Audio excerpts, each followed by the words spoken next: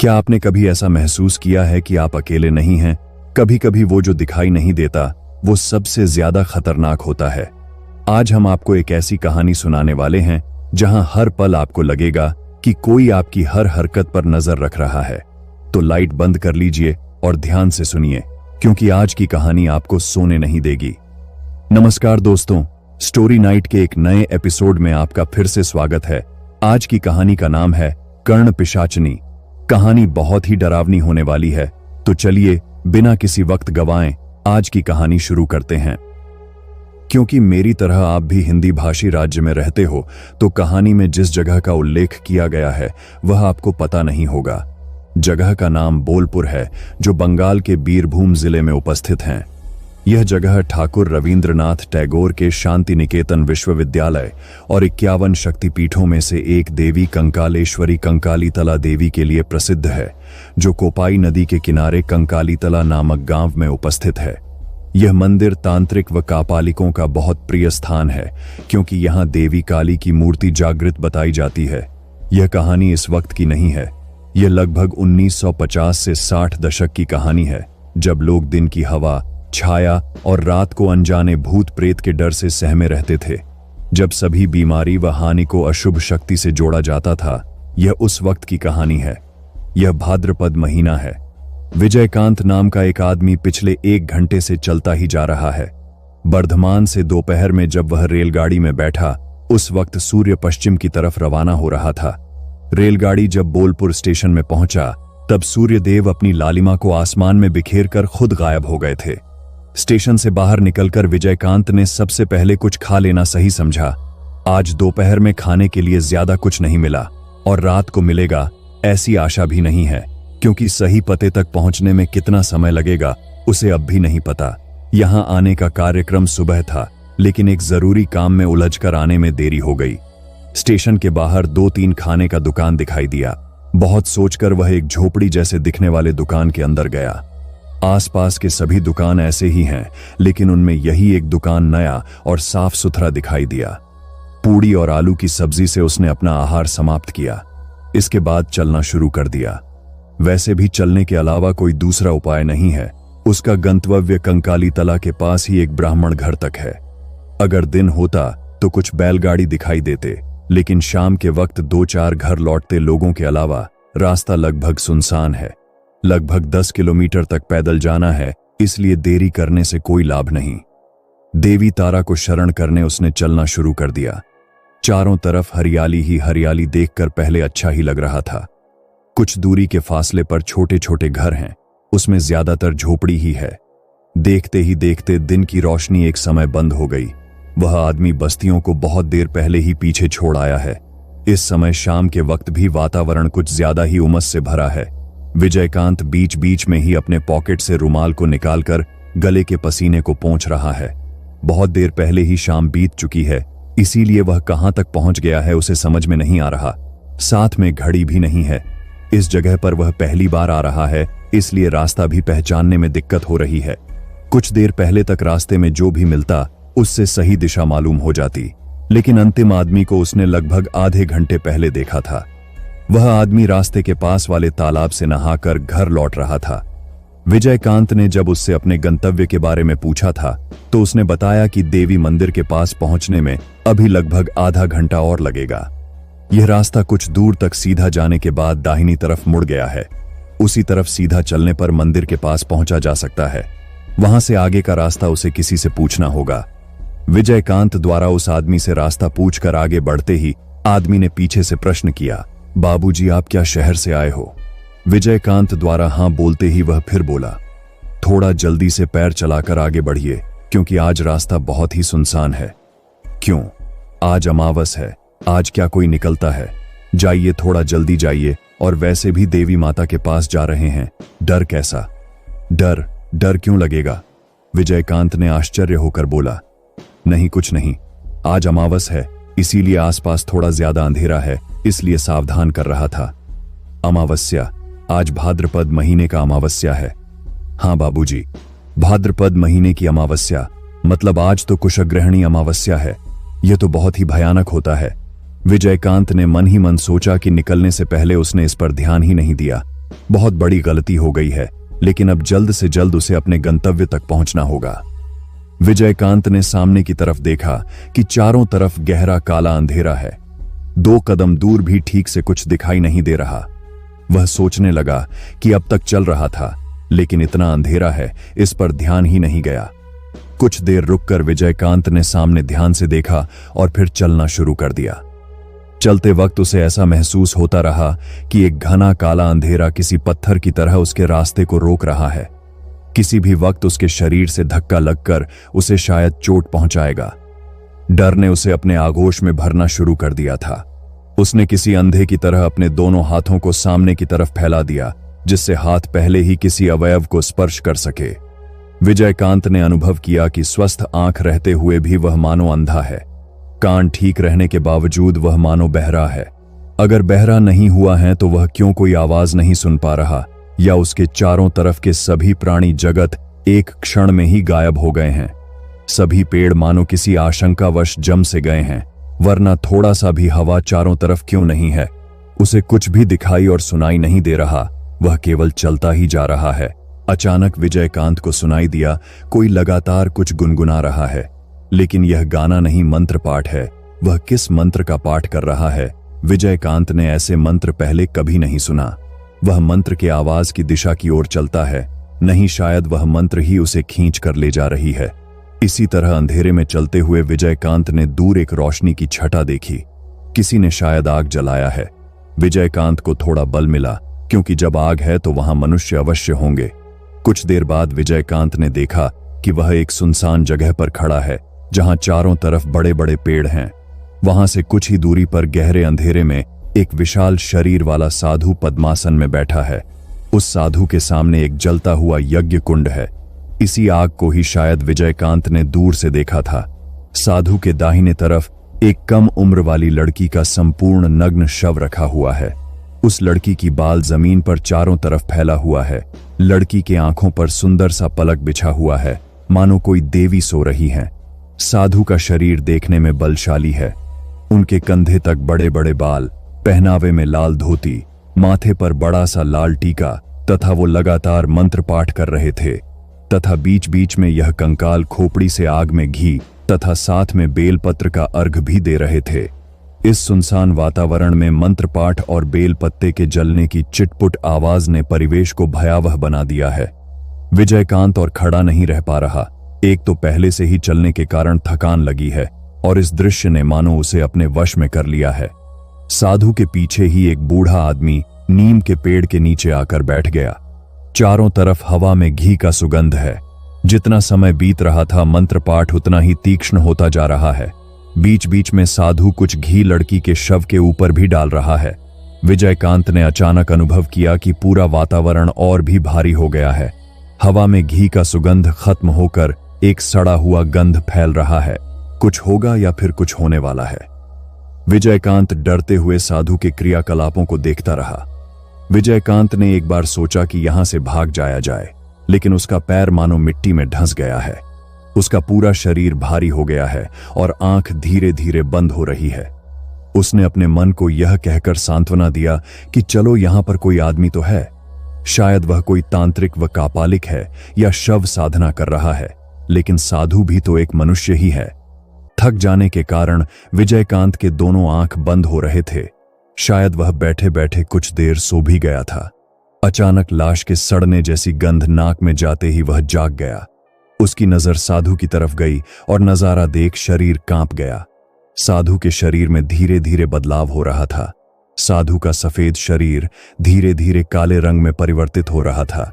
कुछ ही देर में एक सुंदर सा शरीर इतना कुरूप व भद्दा हो गया कि देखकर उल्टी आ जाए। वह किसी बाण की तरह मंत्र पढ़ रहा है। यह किस वस्तु का मंत्र है जिससे ऐसा परिवर्तन होता है? विजयकांत आतंक व उत्तेजना से खड़ा हो गया है। उसकी नजर लड़की की शव पर पड़ी। लड़की का शव थोड़ा थोड़ा हिल डुल रहा था। विजयकांत अपने आतंकित आंखों के पलकों को झपकाना भूल गया है।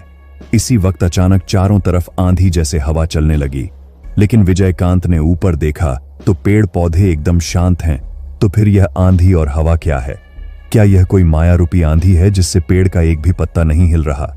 तो साधु क्या कोई साधना कर रहा है? कहीं यह कोई निम्न प्रकार का साधना तो नहीं है। इसी वक्त फिर विजयकांत की नजरें लड़की की शव पर पड़ी। लेकिन यह क्या हो रहा है? शव तो धीरे धीरे उठकर बैठ रही है। मंत्र पढ़ने के बीच में साधु उस लड़की के कान में बोल रहे थे, आओ आओ, आ जाओ देवी यक्षिणी, तुम आओ। कुछ देर ऐसे ही बीता, फिर अचानक उस लड़की का शव धीरे धीरे अपने पैरों पर खड़ी होने लगी। वह सुंदर लड़की अब वहां नहीं है। वहां पर खड़ी है एक विकृत शरीर, जिसके शरीर का रंग काला, लाल आंखें, लपलपाती जीभ और उसकी उदर बड़ी सी है। साधु हंसते हुए चिल्लाकर बोला, आ गई, तुम आ गई देवी, मैंने कर दिखाया, मेरी साधना सिद्ध हुई। ठीक उसी वक्त इस भयानक पिशाचिनी रूप को देख डर के कारण विजयकांत के मुंह से एक आवाज निकल गई। तुरंत ही वह भयानक मूर्ति लड़की के शव रूप में परिवर्तित हो गई। साधु चिल्लाते व गुस्से से हाहाकार करते हुए बोला, कौन है तू? किसने मेरी साधना में बाधा दिया? साधु अपने आसन से उठने लगा। विजयकांत ने अपने ऊपर आते खतरे को देखकर डर से सामने बिना देखे ही आगे की तरफ पूरी ताकत से भागने लगा। पानी, कीचड़, ईंट पत्थर के ऊपर से वह न जाने कहां भाग रहा है। भागते भागते ही वह एक जगह बेहोश होकर गिर पड़ा। विजयकांत को जब होश आया तब उसने देखा कि वो एक घर के आंगन में लेटा हुआ है। चारों तरफ बहुत सारे जिज्ञासु चेहरे उसे ही देख रहे थे। विजयकांत को होश आते ही वह लोग आपस में बात करने लगे, पंडित जी, इनको होश आ गया। इसके बाद जो बूढ़ा ब्राह्मण पास आकर उसके नाड़ी को जांच करने लगे, उन्हें देखकर विजयकांत आश्चर्य में पड़ गया, क्योंकि यही वो आदमी है जिसके घर विजयकांत आ रहा था। इनका नाम महानंद आचार्य है। ये विजयकांत के कुल गुरु हैं। अपने पिता के निर्देश से एक जरूरी चिट्ठी पहुंचाने के लिए वह इनके पास आ रहा था। विजयकांत के उठकर बैठते ही महानंद जी बोले, आज आराम करो, कल तुम्हारी सभी बातों को सुनूंगा। तुम खेत में बेहोश होकर पड़े थे। खेतों में जाने वाले लोगों ने जब तुम्हें देखा तो मेरे पास लेकर आए। मैं उन्हें थोड़ा बहुत औषधि देता हूं, इसलिए मेरे ऊपर वो सभी भरोसा करते हैं। तुम्हारे पूरे शरीर में मिट्टी व कीचड़ लगा था, इसलिए पहले मैं पहचान नहीं पाया। उन्होंने तुम्हारे जेब से एक चिट्ठी निकालकर मुझे दिया। तब मुझे पता चला कि तुम रामदास के लड़के हो। बेटे, तुम शायद गलती से शमशान की तरफ चले गए थे। कल का रात बहुत ही भयानक था। कुशग्रहणी अमावस्या में कोई भी गृहस्थ व्यक्ति घर से बाहर नहीं निकलता। तुमने बहुत ही बड़ी गलती कर दी थी इस दिन बाहर निकलकर। तुम्हारे ऊपर जरूर ईश्वर की कृपा है, वरना इस बार तो बचना मुश्किल था। 2 दिन यहीं पर रहो, जब ठीक हो जाओगे तब घर चले जाना। बूढ़ी मां की देखरेख से विजयकांत एक दिन में ही ठीक हो गया। केवल दिमाग व मन में जो आतंक था वह समाप्त नहीं हुआ। अगले दिन सुबह महानंद जी ने विजयकांत से उस रात की पूरी घटना को सुना। सुनने के बाद कुछ देर चुपचाप बैठे रहे, फिर बोले, उस दिन गोपालेश्वर का कर्ण पिशाचिनी साधना में सिद्ध लाभ नहीं हुआ, जिसका कारण तुम ही हो। लेकिन यह तुम्हारे लिए अच्छी बात नहीं है। वह तुम्हें हमेशा मारने की कोशिश करेगा, क्योंकि उसके इतने दिनों की साधना खराब हुई है। विजयकांत बोला, गुरुदेव, यह कर्ण पिशाचिनी साधना क्या है? यह एक पिशाच साधना है। इस साधना में शव के अंदर देवी कर्ण पिशाचिनी प्रकट होती है। अगर वो संतुष्ट हो गई तो जीवन भर हमेशा साथ रहेंगी। किसी भी व्यक्ति या वस्तु के बारे में साधक को सबसे पहले कर्ण पिशाचिनी कानों में बता देगी। इसे सिद्ध करने वाले साधक किसी का भी भविष्य जान सकते हैं तथा बहुत सारे शक्तियों को पाते हैं। पिशाच साधना निम्न श्रेणी की साधना है। इस साधना के वक्त वातावरण लाश सड़ने जैसी गंध से भर जाती है। ऐसे साधक नरमांस भी खा सकते हैं। विजयकांत आश्चर्य होकर सुनता रहा, फिर बोला, लेकिन क्या वह मुझे छोड़ देंगे? मैंने तो उनकी साधना को भंग किया है। मैं तुम्हें महामृत्युंजय कवच दूंगा, जिससे वह तुम्हें मार नहीं पाएगा, लेकिन बार बार तुम्हारे सामने विपत्ति आएगी। लेकिन गुरुदेव, मैंने तो कुछ भी जानबूझकर नहीं किया। आखिर वैसे भयानक दृश्य को देखकर कौन नहीं डरेगा? बेटा, मैं सब कुछ समझ गया, लेकिन जो पिशाच साधना करते हैं वो अलौकिक सुख के अभिलाषी होते हैं। अगर उसमें बाधा पड़ती है तो बहुत ही ज्यादा क्रोध से भर जाते हैं। फिर भी तुम चिंता मत करो, आज रहो और कल कवच लेकर चले जाना। अगले दिन हमेशा के लिए अभिशाप व महामृत्युंजय कवच को साथ लेकर विजयकांत बैलगाड़ी में बैठकर स्टेशन की ओर रवाना हुआ। उस कुशग्रहणी अमावस्या की रात को शमशान के आसपास दूर दूर के कुटी में रहने वाले देवी भक्त व सितारा बजाकर ईश्वर नाम जप करने वालों को एक भयंकर क्रोध हाहाकार की आवाज सुनाई दिया। इसे चिल्लाहट या हुंकार कहें, इस बात को वो सरल डरपोक लोग समझ नहीं पा रहे थे। वो सभी केवल आवाज को सुनकर आंख बंद करके कांपते रहे। माओ ने आतंकित होकर अपने छोटे बच्चों को सीने से लगाए रखा।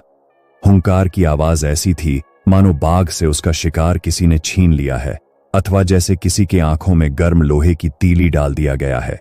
सुबह डरते हुए उन्होंने अपने घर व कुटी से बाहर निकलकर देखा। नहीं, कहीं कोई भयानक घटना की चिन्ह नहीं है। केवल जहां बड़े बड़े पेड़ों से घिरे एक जगह पर अक्सर राह चलते साधु अपना डेरा बांध लेते हैं, वहीं पर एक यज्ञ कुंड और एक खोपड़ी तथा कुछ अधजला लकड़ी पड़ा हुआ है। वहीं पास में एक नग्न लड़की का शव भी है। एक कपड़े से शव को ढककर वो सभी नंद ठाकुर के पास चल पड़े। उनके एकमात्र गुरु महाशय महानंद आचार्य, जिन्हें वो सभी नंद ठाकुर कहकर बुलाते थे। महानंद जी ने उन लोगों से सब कुछ सुना, फिर बोले, चलो मैं एक बार उस जगह को देख लेता हूं। सब कुछ देखकर महानंद जी समझ गए कि कोई यहां पर तंत्र साधना कर रहा था। शायद साधना में कोई बाधा उत्पन्न हुई, इसीलिए शव के साथ साधना सामग्री भी यहीं पर रखा हुआ है। वहां उपस्थित दूसरे लोग थोड़े ज्यादा डरपोक हैं, अगर उन्हें सच पता चला तो डर जाएंगे, इसलिए उन्होंने बोला, कल कुशग्रहणी अमावस्या था, पास ही शमशान है।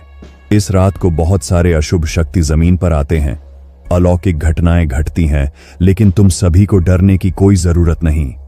अब इस जगह को नदी के पानी से धो डालो और शव को शमशान में ले जाकर इसका दाह संस्कार करके फिर नदी में नहा धोकर घर चले जाओ। मैं हूं, डरने की कोई जरूरत नहीं। यह सुनकर वो सभी दाह के कार्य में लग गए। इसके बाद महानंद जी घर लौट आए। वहां एक और घटना, खेत में बेहोश पड़े विजयकांत को किसानों ने उनके घर उठाकर लाया है। होश आने के बाद उसके पास से सभी घटना व तांत्रिक के शरीर गढ़न को सुनकर महानंद जी समझ गए कि यह गोपालेश्वर के अलावा और कोई नहीं हो सकता। गोपालेश्वर उनके बचपन का साथी है। अब हम गोपालेश्वर के बारे में कुछ जान लेते हैं। गोपालेश्वर इसी गांव के एक गरीब पंडित का लड़का था।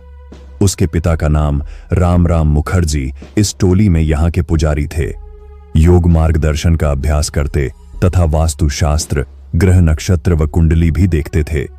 वो सात्विक व अच्छे आदमी थे, सरल जीवन यापन में विश्वास रखते। अपने एकमात्र लड़के गोपाल के हाथों की रेखाओं को देखकर उन्हें उसके अशुभ भविष्य का पता चला था। बचपन से ही गोपाल के मन में भोग देकर शक्ति पाने की इच्छा रहती।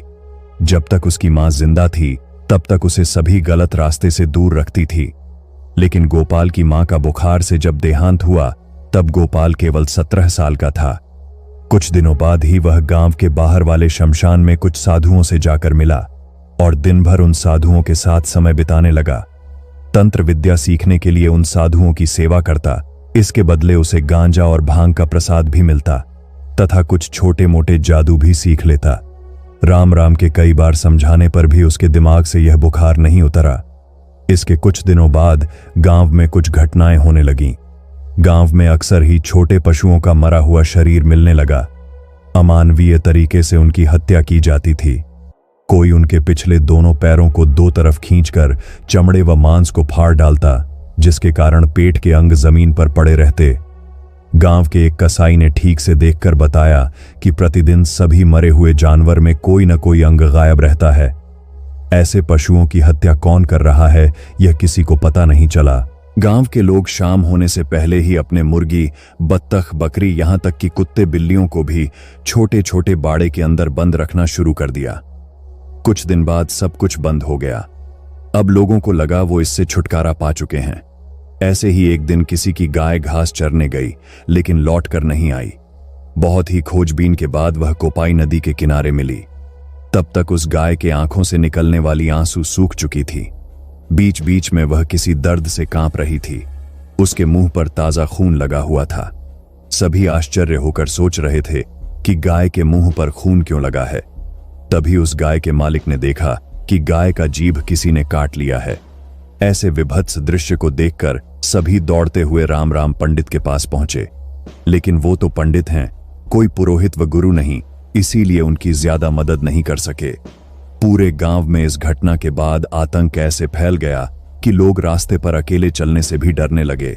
राम राम पंडित के मन में एक संदेह हो चुका था। वो जान चुके थे कि यह कार्य निम्न श्रेणी के तंत्र साधना के क्रियाकलाप का अंश है। कोई प्रथम स्तर के तंत्र साधना से खुद को तैयार कर रहा है। गोपाल के ऊपर उनकी कड़ी नजर थी। वो गोपाल के पास आते ही एक सड़ा हुआ गंध पाते थे। इस वक्त गोपाल के अंदर साफ सुथरा रहने का कोई लक्षण नहीं दिखता। वह तो अपने बाल व दाढ़ी को भी काटना नहीं चाहता। पूरा दिन सोता रहता और शाम होते ही घर से निकल पड़ता। वह रात को लौटकर आता, इस बारे में पंडित राम राम को पता ही नहीं चलता। उस दिन गांव के लोगों के जाने के बाद पंडित राम राम अपने बेटे गोपाल की झोपड़ी में गए। गोपाल उस वक्त गहरी नींद में सो रहा था। झोपड़ी में घुसते ही एक अन्य तरह का गंध उनके नाक में गया। अपने नाक को हाथ से दबाकर वह इधर उधर ना जाने क्या ढूंढने लगे। जल्द ही उन्हें एक कपड़े के झोले में कई प्रकार के पशुओं के अंग मिले। उसी में एक ताजा कटा हुआ जीभ भी था, शायद उसी गाय की है। यह देख पंडित राम राम कुछ भी बोलने की हालत में नहीं थे। गोपाल के हाथ की रेखाएं उन्हें याद आईं, जिसमें उन्होंने देखा था कि यह लड़का बहुत सारे मृत्यु का कारण बनेगा। भोग लालसा के लिए वह बहुत दूर तक जा सकता है। अपने भाग्य को वो कोसने लगे। ब्राह्मण परिवार में ये कौन पैदा हो गया, अब वो क्या करें? सोचते हुए उनका सिर चकराने लगा था। किसी तरह दीवार से खुद को संभाला, लेकिन इस आवाज से गोपाल जाग गया। अपने क्रियाकांड वाले वस्तुओं के सामने पिता को खड़ा देख उसके मुंह से एक क्रूर हंसी निकल आई। वह बोला, आपको जब सब कुछ पता चल ही गया है तो यहां पर और समय मत व्यर्थ कीजिए। पंडित राम राम कुछ देर शांत होकर खड़े रहे। इसके बाद कड़क आवाज में बोले, तुम अभी इस घर को छोड़कर बाहर निकल जाओ।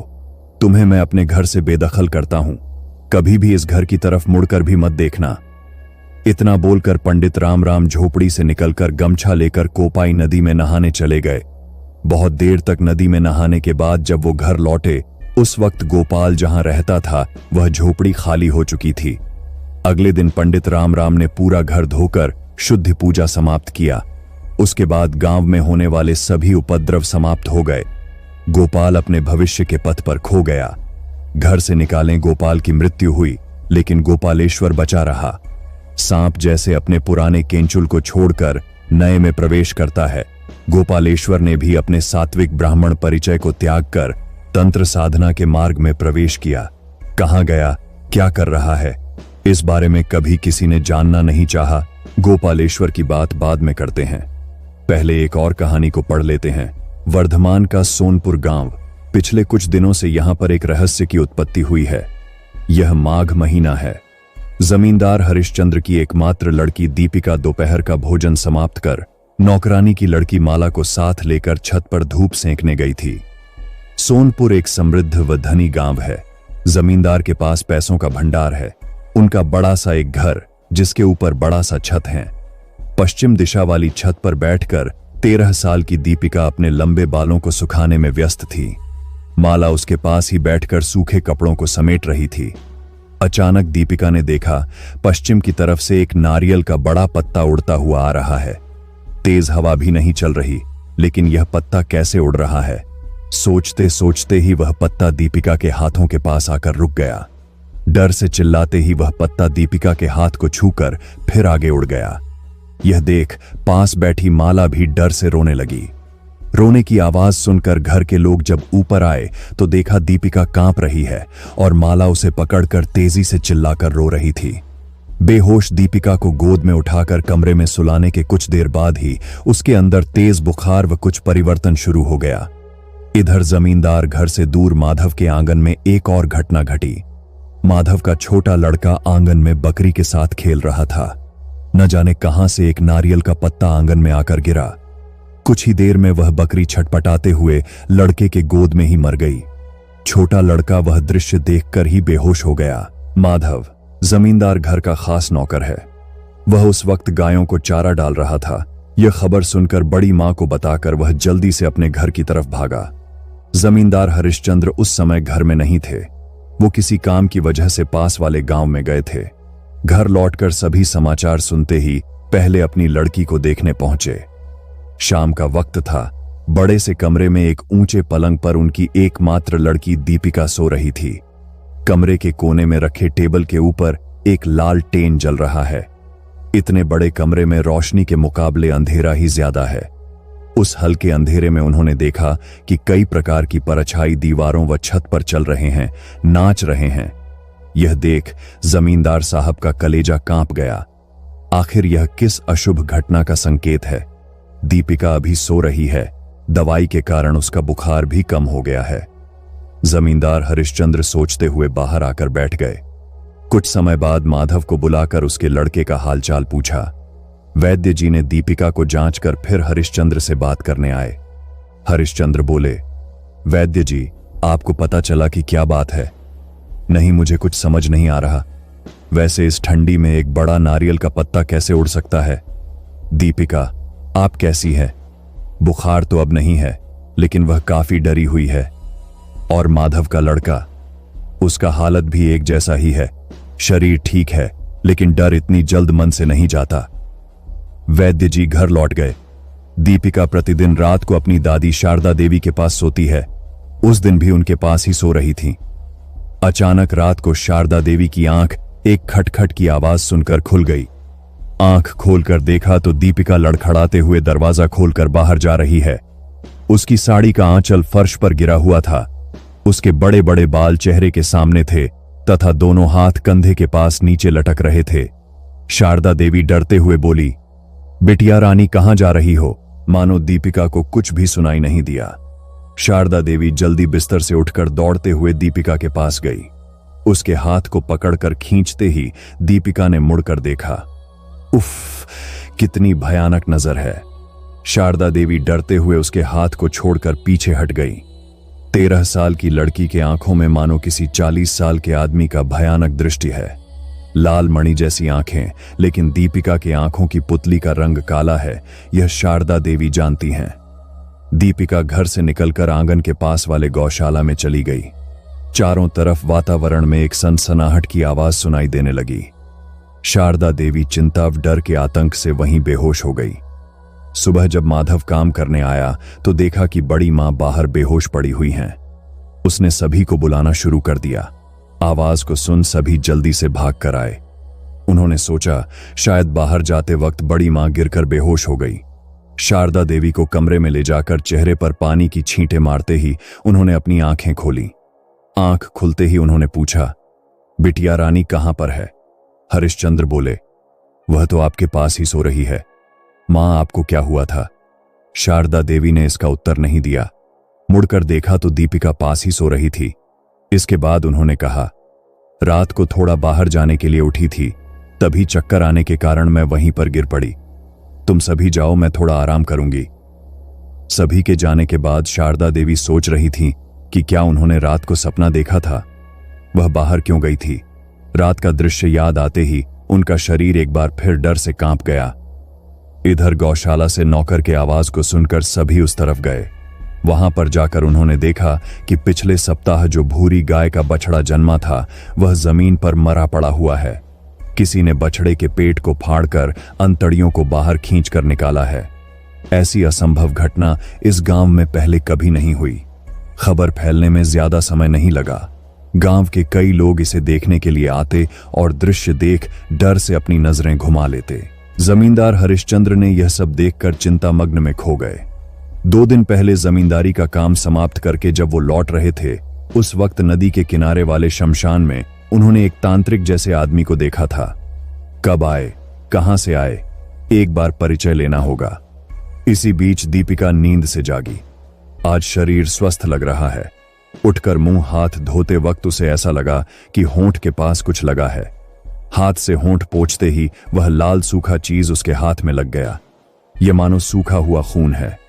कुछ दिन बाद ही लगातार उसी तरह गांव में कई सारे गाय और बकरी मरने लगे। शाम होने के बाद गांव के रास्ते पर कोई भी नहीं दिखाई देता। सभी अपने घरों में जाकर कुंडी को अच्छे से बंद कर देते। परिस्थिति खराब हो रही है, यह देखकर सभी जमींदार साहब के यहां रात को पहरा देने के फैसले के लिए इकट्ठा हुए। जरूर कोई जंगली जानवर गांव में आ गया है, लेकिन रात को पहरा कौन देगा? शाम होते ही चारों तरफ का परिवेश बदल जाता है। कोई मानो हवा में धीरे धीरे बात करता है।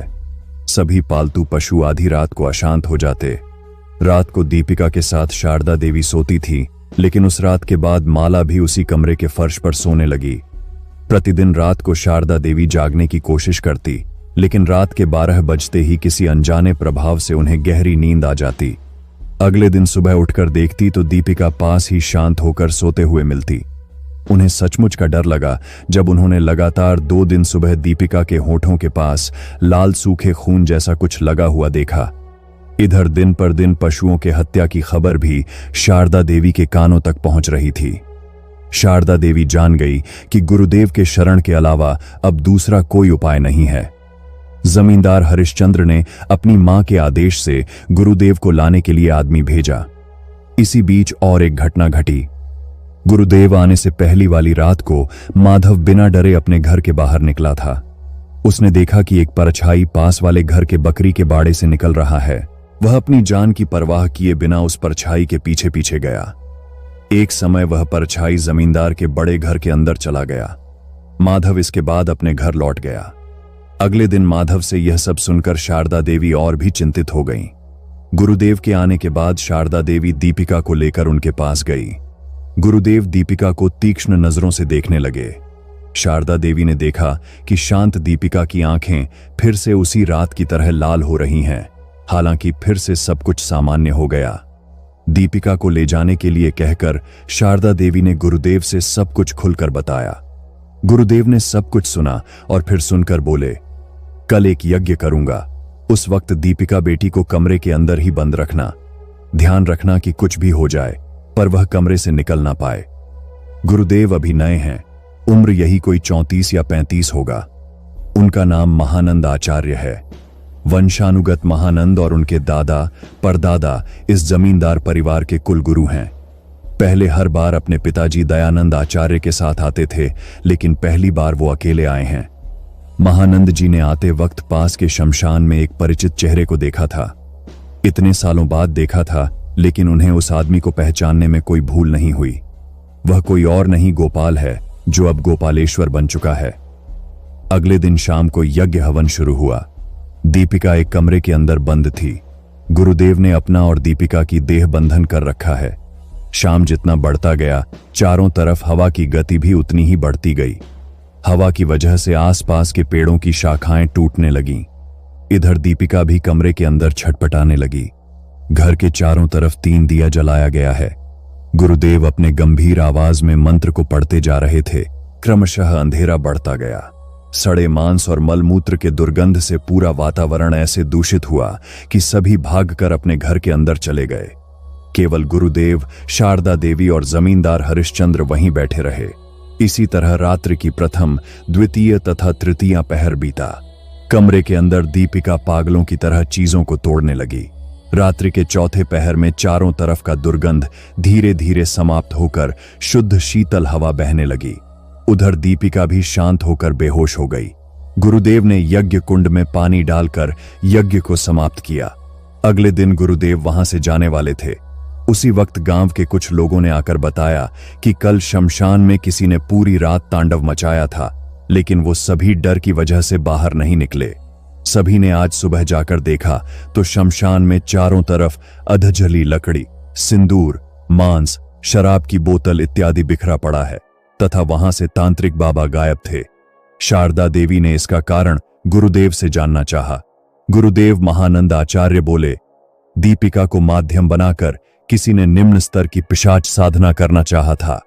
उसी उद्देश्य से नारियल के पत्ते को चलाया था। वह नारियल का पत्ता जिसे स्पर्श करता वही माध्यम बनता। और इतने जीवों को किसने मारा? शारदा देवी ने जानना चाहा। इस साधना में प्रतिदिन पिशाच को संतुष्ट करना पड़ता है। दीपिका को माध्यम बनाकर तांत्रिक वही कर रहा था, लेकिन इस बार के लिए नहीं हुआ। और वैसे भी ऐसे लोग जहां बाधा पाते हैं वहां साधना नहीं करते। इसीलिए बड़ी मां, आप निश्चिंत रहिए। महानंद आचार्य ने अंतिम बार उसी दिन गोपालेश्वर को देखा था। इसके बाद बीत गया लगभग 20 साल। हां, सोनपुर के उस घटना को पूरे 20 साल बीत चुके हैं। इसी बीच दामोदर नदी से बहुत सारा पानी बह गया। कंकाली तला की घटना से गोपालेश्वर फिर महानंद जी के दिमाग में लौट आया था। विजयकांत द्वारा पिशाच साधना दर्शन करने की घटना को कुछ महीने बीत चुके हैं। जिस गोपालेश्वर ने इस बार कर्ण पिशाचिनी साधना में असफल होकर कंकाली तला को छोड़ा, उसी के बारे में थोड़ा जान लेते हैं। गोपालेश्वर वर्धमान में करीमपुर के पास रहता है। जलंगी नदी जहां भगीरथी नदी गंगा नदी में मिला है, वहां के महाशमशान में उसने डेरा डाला है। घर को छोड़े हुए उसे 35 साल बीत गए। शुरुआत में एक तांत्रिक का साथ पाकर उसका पथ ही बदल गया था।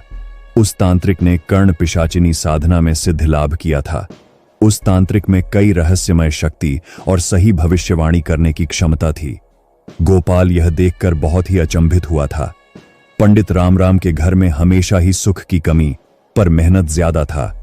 यह देखकर गोपाल ने मन बना लिया था कि उसे पिशाच साधना करना ही होगा। उसने इस साधना के प्रभाव और अर्थ को कभी समझना नहीं चाहा। वह केवल शक्ति चाहता था जो उसे आम मनुष्य की श्रेणी से कई गुना ऊपर ले जाए। मां की मृत्यु से यह पथ और सरल हो गया। पिताजी के साथ उसका कभी नहीं बनता, इसीलिए उनसे डरता भी था। इसकी शुरुआत जब पिताजी को पता चल गया, तभी वह समझ गया था कि यह घर छोड़ना ही पड़ेगा। छोड़ना नहीं पड़ा, बल्कि पिताजी ने ही भगा दिया। इसके बाद इतने सालों में उसने कितने ही तांत्रिकों को अपना गुरु बनाया, उसे याद नहीं। इतने सालों से उसने बहुत सारा त्याग किया है। जितना संभव था उससे ज्यादा खुद को गंदा बना लिया। साधना के कारण मलमूत्र को भी खाया है तथा मरे हुए मनुष्य का सड़ा मांस खाने में भी उसने कभी नहीं हिचकिचाया। धीरे धीरे खुद को तैयार किया। कभी कभी साधना में असफल हुआ तो कभी सफल भी हुआ। अब बहुत सारे पिशाच पिशाची उसके वश में हैं, लेकिन कर्ण पिशाचिनी सिद्धि में वो अब भी असफल है। पिछले कुशग्रहणी अमावस्या को उसे इसमें भी सिद्धि प्राप्त होने वाला था, लेकिन एक अनजाने आदमी ने उसके पूरी मेहनत पर पानी फेर दिया। उस दिन ही वह उसे समाप्त कर देता, अगर वह यज्ञ स्थल सीमा के बाहर न रहता। उस दिन देवी कर्ण पिशाचिनी प्रकट होकर भी चली गईं। इसके बाद पिछले 1 साल से खोजते हुए उसने पिछले महीने ही उस व्यक्ति का पता लगा लिया है। उसके एक वशीभूत पिशाची ने उसका पता लगा लिया। उस व्यक्ति का नाम विजयकांत और घर वर्धमान में है। वर्तमान में वह यहीं पर रह रहा है, इसीलिए गोपालेश्वर भी यहां उपस्थित हुआ है। एक बार साधना में बैठने के लिए विजयकांत का शव उसे चाहिए, वरना साधना पूर्ण नहीं होगा। लेकिन पिछले 1 महीने से बहुत कोशिश करने के बाद भी वह विजयकांत का कुछ भी नहीं बिगाड़ पा रहा। किसी ने उसका देह बंधन करके रखा है। किसने किया, क्यों किया, गोपालेश्वर को कुछ भी समझ नहीं आ रहा। इसका मतलब क्या कोई उसका प्रतिद्वंद्वी भी है?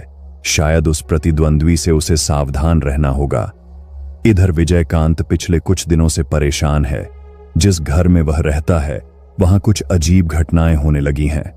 बीच बीच में विजयकांत को लगता कि उसके अलावा इस घर में कोई और भी है।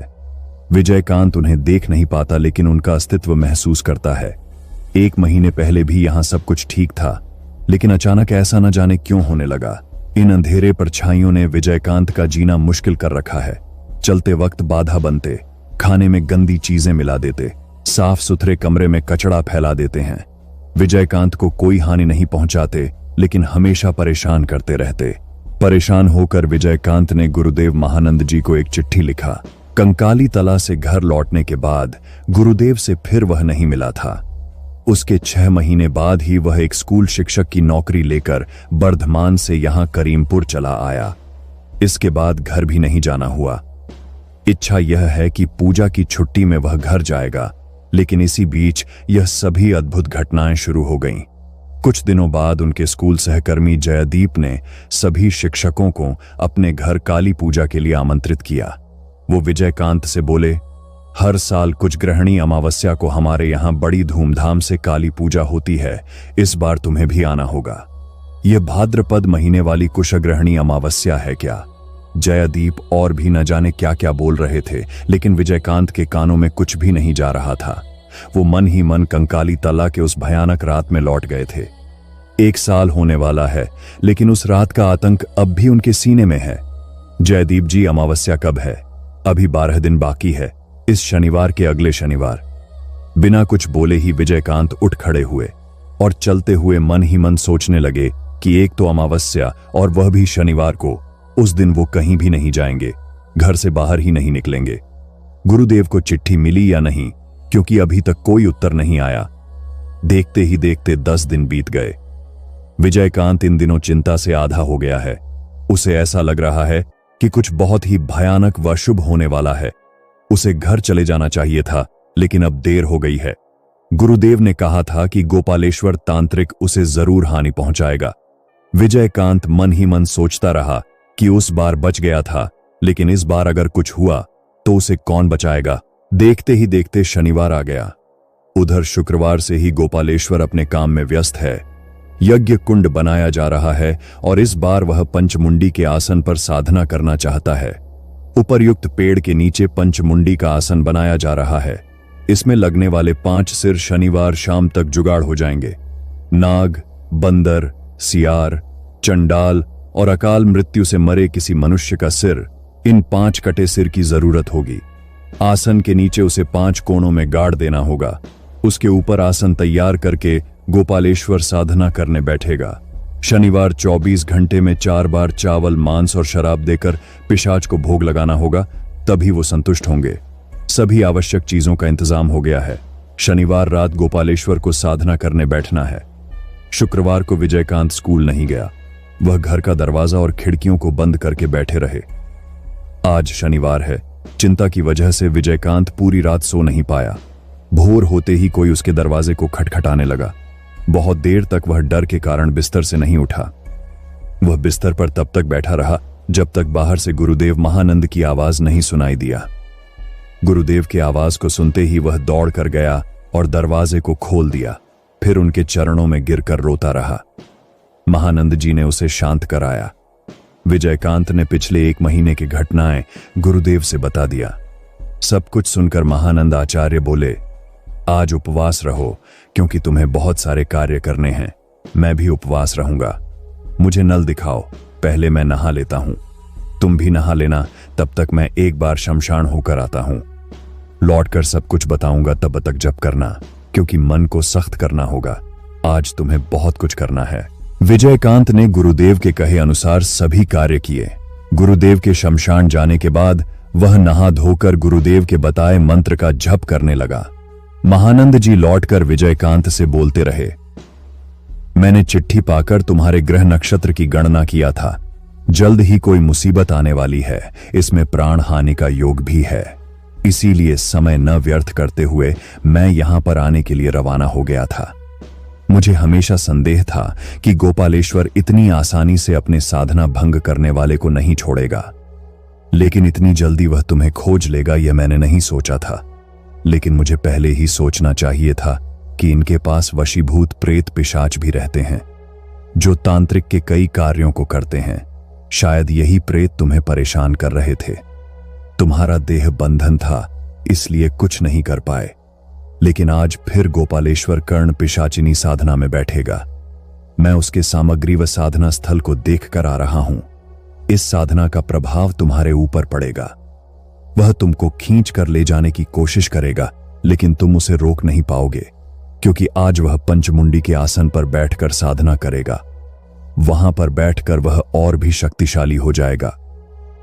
रोते हुए विजयकांत बोला, गुरुदेव, तो क्या आज ही मेरा अंतिम दिन है? आज ही है मेरा अंतिम दिन। नहीं बेटा, इतना मत टूट जाओ। शुभ दिन तुम्हारा जन्म हुआ है, तुम पर भगवान की कृपा है। लेकिन गुरुदेव, आपने ही तो बोला कि वह मुझे खींच कर ले जाएगा।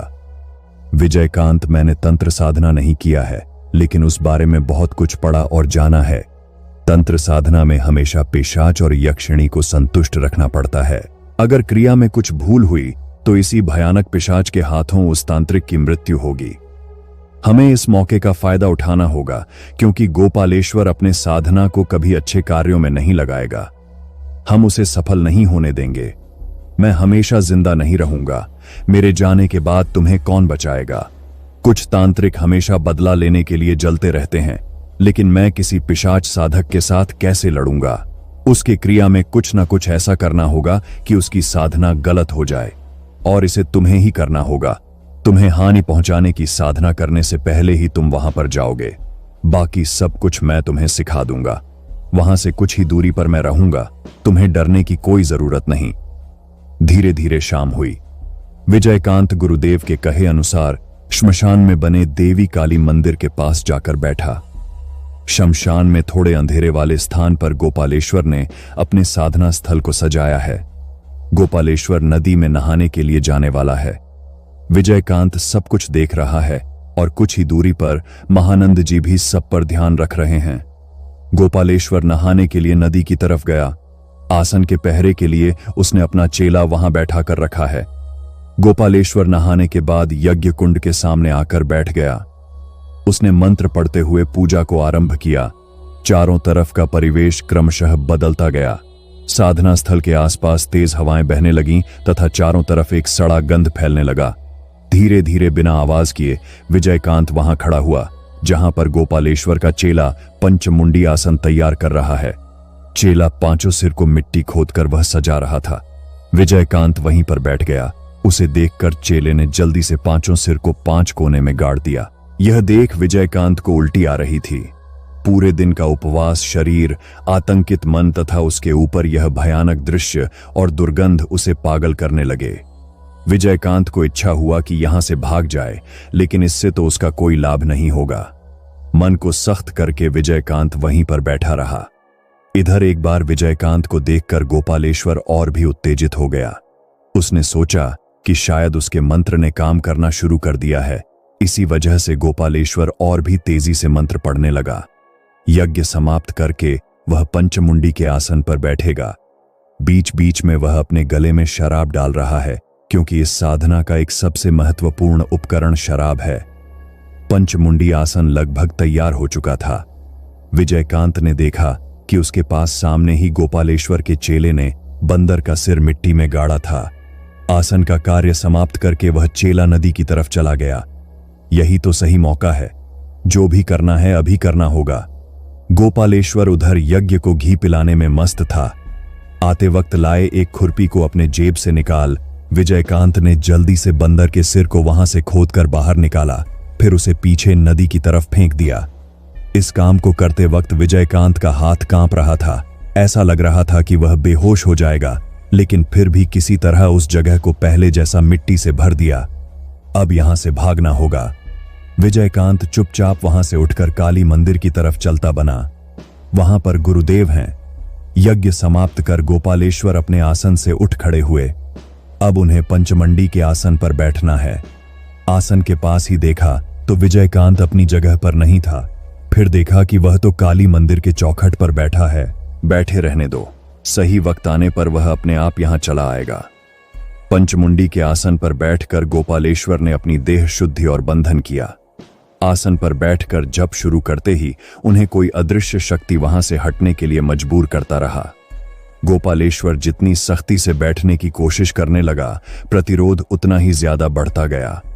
हवा अब आंधी के जैसी चलने लगी थी। आसपास के पेड़ों की शाखाएं टूटने लगीं। काली मंदिर के पास खड़े 2-3 लोग यह देखकर डर गए। वो सभी शमशान से बाहर की ओर भागे।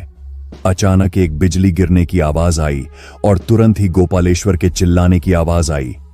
विजयकांत ने देखा कि एक आग का गोला गोपालेश्वर के चारों तरफ घूम रहा है और गोपालेश्वर के मुंह से केवल आह आह आवाज ही सुनाई दे रहा था। कुछ देर बाद ही सब कुछ शांत और स्वाभाविक हो गया।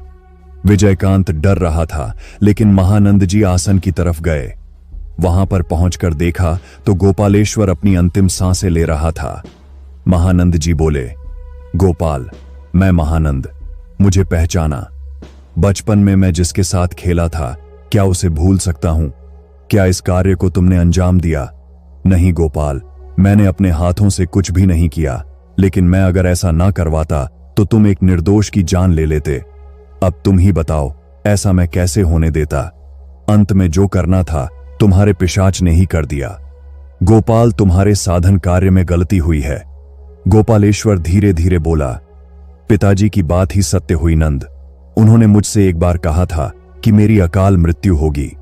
गोपालेश्वर वहीं अकाल मृत्यु मारा गया।